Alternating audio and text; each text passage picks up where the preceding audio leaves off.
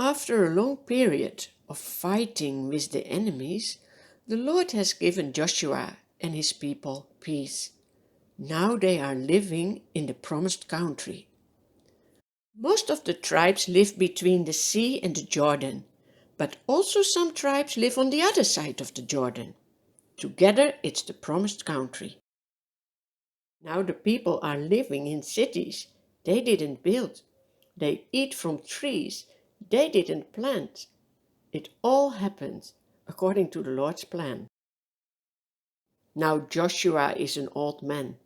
He calls all the Israelites together because he has a message for them.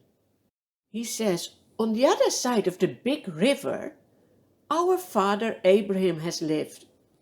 He was worshipping idols, but God called him out of his country and made himself known to Abraham. He brought him in this country, the promised country. Then Isaac and Jacob stayed here. Jacob and his sons had to move to Egypt. But after a long period of slavery, the Lord has brought us back into his promised country. He has chased his enemies out of the country. Now, this country is for us. Now fear the Lord and serve him with all faithfulness. But if serving the Lord seems undesirable to you, then choose your idols. But as for me and my household, we will serve the Lord. Who do you like to serve? Do you fear God? Do you trust and obey him? Do you love him? Then the Israelites answer, far be it from us to forsake the Lord to serve other gods. It was the Lord our God himself who brought us out of Egypt from that land of slavery. He performed those great signs before our eyes. He protected us on our entire journey.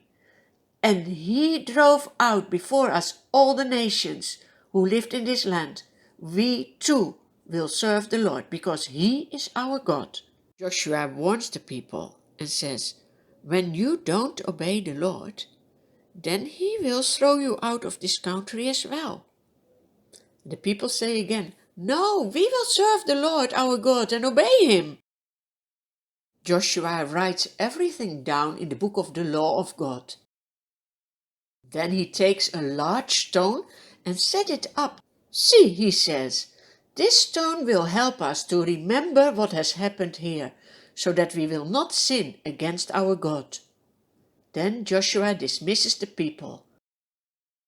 After these things, when Joshua was 110 years old, he dies.